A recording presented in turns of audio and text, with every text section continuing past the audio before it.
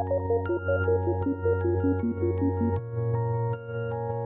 everybody, this is Roy Cannaday, and this is Design Space, basically where I'm taking a look at game design, and Tom asked me to talk a little bit about how I designed my game last night. So I'm trying to talk a little bit through that, and also hopefully you can gain some things from my experience game designing. Not that I'm the end-all be-all of game design, but I would like to share kind of how my game came to be, and hopefully help you with your designs as well. So this time we're going to be talking about prototyping and playtesting. So what is a prototype? Last time we talked a lot about researching and then getting your ideas together. Prototyping is basically taking all of those ideas and turning it into an actual game that you can play. It might not be the best looking game, but it's something that you can actually get on the table and be able to test. So how do you actually make a prototype? Well, a lot of people use things like different pieces of paper or index cards. A lot of people will cut out cards or make cards and put them in card sleeves with regular like game cards behind them, and you can find different components from other games and things like that. Maybe you have a legacy game you've thrown away, maybe you have a game that you don't play anymore, or just different bits and bobs that you can use to make all the different components of your game. With Last Light, basically what I did was I had a game board that I had spray painted black and then drawn the lines out on it, and then I used actual, like, since I have two rotating boards for the game, I used these like cake pan or like cake liners, like a cardboard thing you put on the bottom of cake, and then use a screw with like a little like clay star on the middle of it to kind of like hold everything together in the middle of the board. And then basically I just used Sharpie to draw out all of the lines for different spaces on the board. I used rocks for all of my asteroids in the game, and I used just different components from other games. I used a bunch of discs from different board games, just like circular discs. A lot of the cards and things like that, I just cut out of, I printed them out on a printer. A lot of times I would go to Staples and get things printed out and then cut those things out by hand. A lot of times you can get like slicers and paper, things like that. Put those all in sleeves and just got everything prepped and ready. I did have all of these different crazy clay planets that I actually added into my game, which I ended up molding out of like just Sculpey clay. I went to the craft store, got some Sculpey clay, molded that stuff all together, cooked them in the oven, and then I had all of these different planets that were different colors for the game. But yeah, so there's all sorts of different ways you can make your prototype.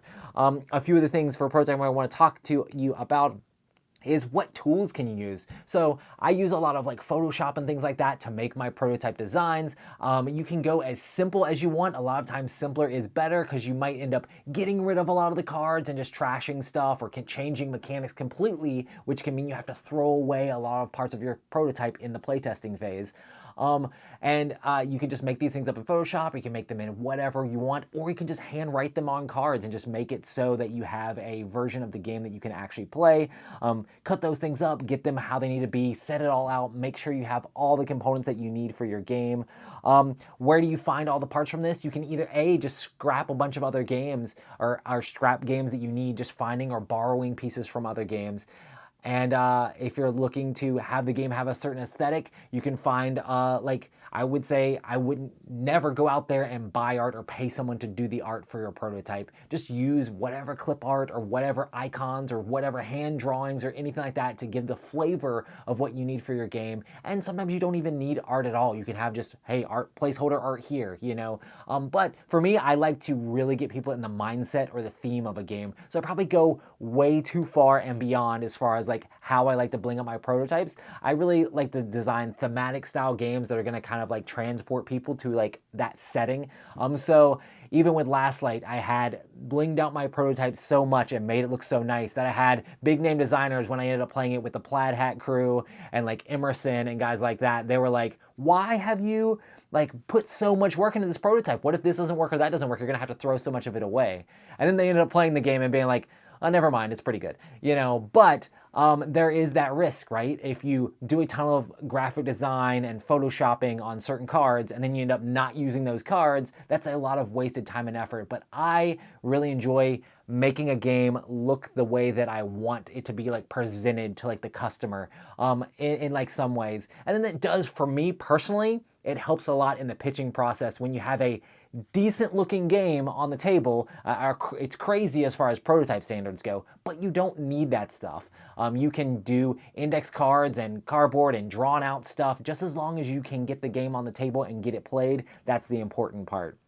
And then also, how do you know when your prototype is ready? You just have to mess around with it. Honestly, I would say get all of your prototype pieces, all of your parts of your idea, get it out on paper, get it all made up, all designed up, get your icons, everything out there, get the dice you need, get all the meeples and whatever pieces you need for your game, set it all out, try to run through it a little bit yourself, try to see if things are working the way you want. It's really like getting those ideas out of your head and onto the table is a really important part of actually any part of game design. And once it's actually in a real prototype, then you can look at trying to find playtesters for your game, trying to play the game out. I would say mess around with it a bit by yourself to see if you have everything. Maybe be like, oh yeah, I was supposed to have a token for that thing, or oh, I don't have enough tokens for this or that. You can kind of mess around with it. Depending on the kind of game it is, it will be a little bit easier to solo mess around with it than other games.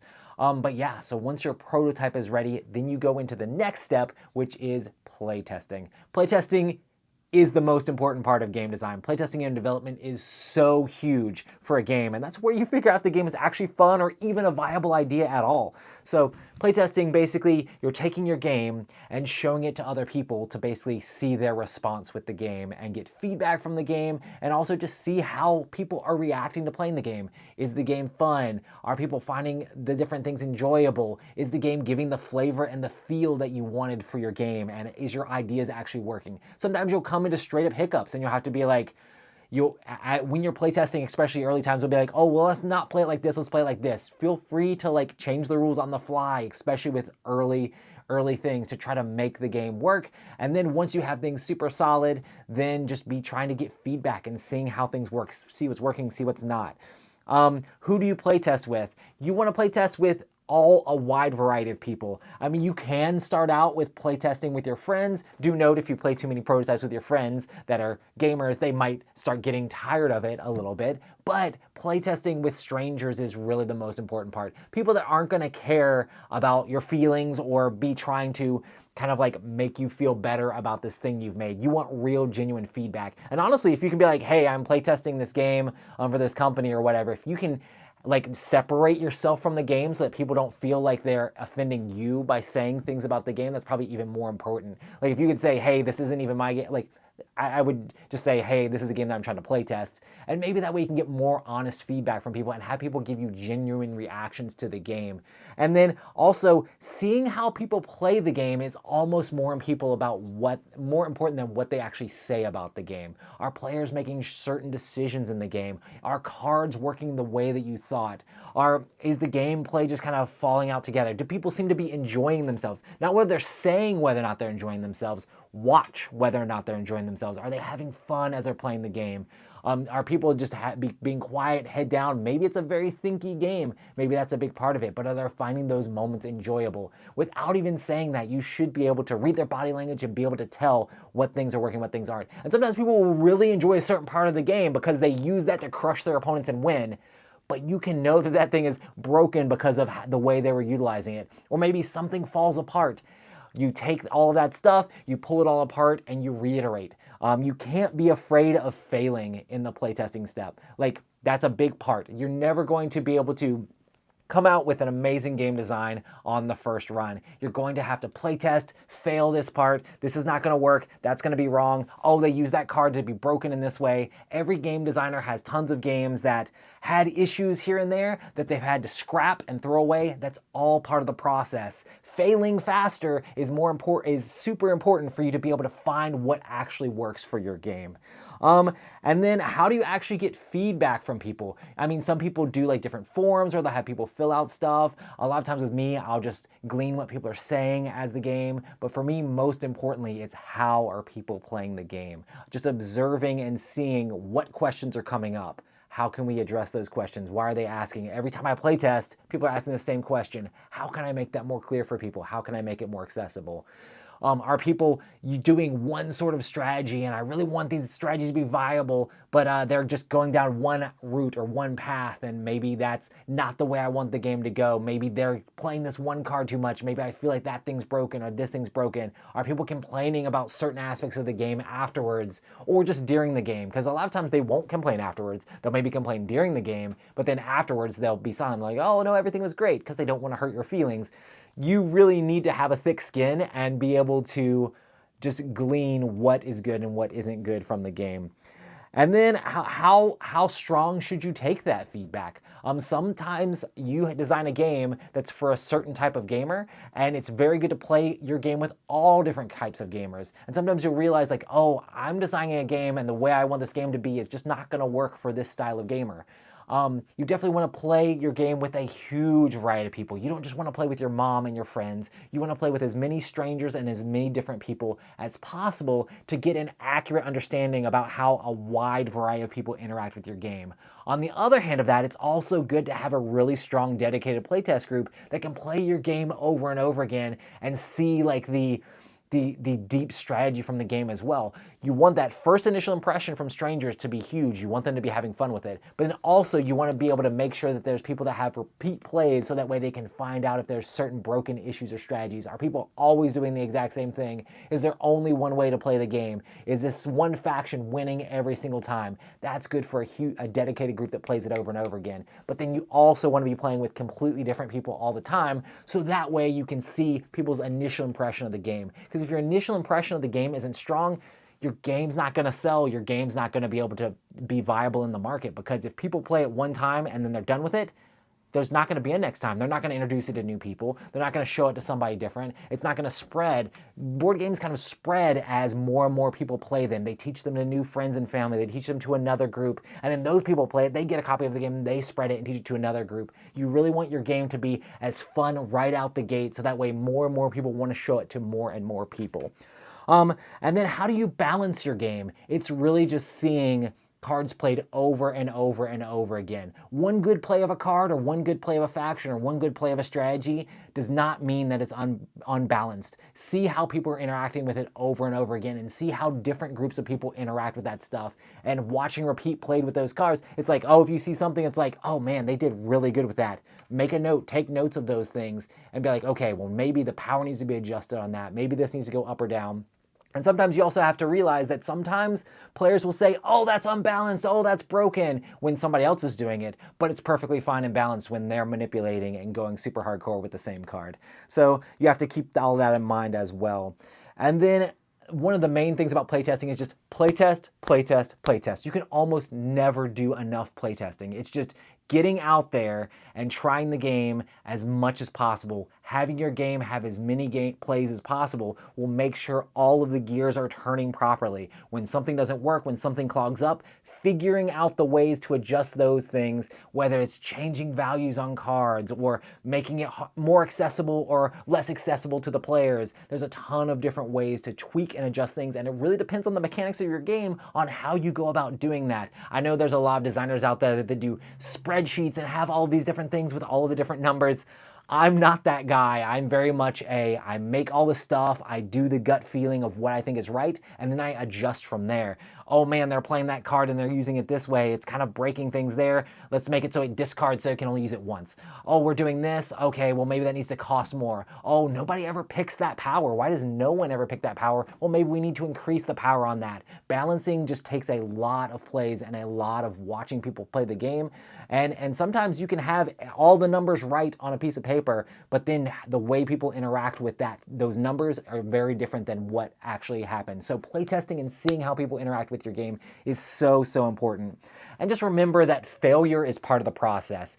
Maybe the entire game doesn't work and you scrap that entire idea, but there are some good things that you may be able to glean out of that game and glean out of that experience.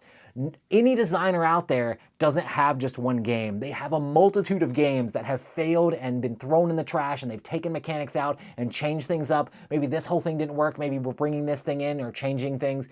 It has to be a constant like changing and paying attention to how the game is playing to be able to make a good, solid game.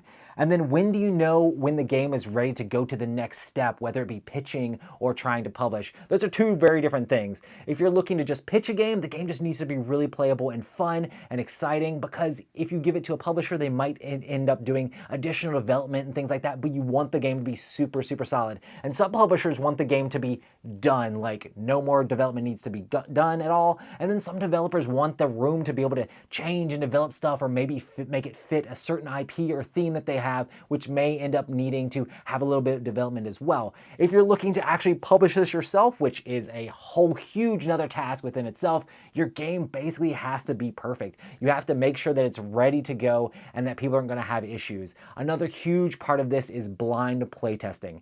You need to have a solid rule book, so that way when you give that rule book to people, they're able to take your game and play it without any involvement with you at all. I know that's a whole nother step, is making sure to have that rule book solid, and there's tons of different stuff. Maybe I should talk a bit about writing rule books in a future thing as well, even though some might say that my rule book isn't the best, but I did have a ton of people look at it. But rule books are one of the hardest parts. But being able to get people to learn from your rulebook, and then also be able to play your game and then have fun with it, is like the most important thing. I mean, and you're not going to be able to get that if you're standing over people watching them play the game or teaching the game every single time. You need to do blind play testing. What blind play testing means is that you can send the game off to somebody else, let them play from the rules, let them do it, and then you get their feedback on how the games went after that. Or just having people learn from that rule book and then being able to observe those people, whether that be having people record themselves play your game, or having people just play it and give you feedback afterwards. Blind playtesting is an extremely important part of your game design process. And there's some publishers out there that'll go all the way through and not blind playtest, and they'll realize, oh, we missed this entire rule in the rule book. Everybody's asking that question. They don't understand how this works ever. So blind playtesting is a huge part as well. Anyway, that has kind of been my look at prototyping and playtesting. Make sure to leave in the comments down below if you have any questions about any of this stuff, but also if you're designing a game yourself. It's super exciting. And also, when I went through all the playtesting for Last Light, it was really just a lot of me playtesting with tons of people. I playtested with my game group. I playtested with a ton of people at Dice Tower events. And it basically was half demoing the game, half playtesting the game. And then as the game got further along, it's like, well, I'm not making any changes anymore. It's just straight demoing the game, showing it to people. But yeah, there's so much enjoyment that comes out of seeing people you're playing your game, and when the playtesting is really working and you know all the changes have paid off, it's amazing. But yeah, thank you so much for joining me. I've been Roy Cannaday here. Next time we're going to be talking a little bit more about pitching your game, and then also like trying to manufacture your game and publishers and stuff like that as well. But let me know in the comments below what you think about these. I'm really trying to put myself out here with these, and hopefully I don't ramble too much. I know I'm kind of all over the place when I say some of these things, but I definitely enjoy all of you guys being here. Thank you so much, and keep chasing those design ideas, and I'll see you on the next one.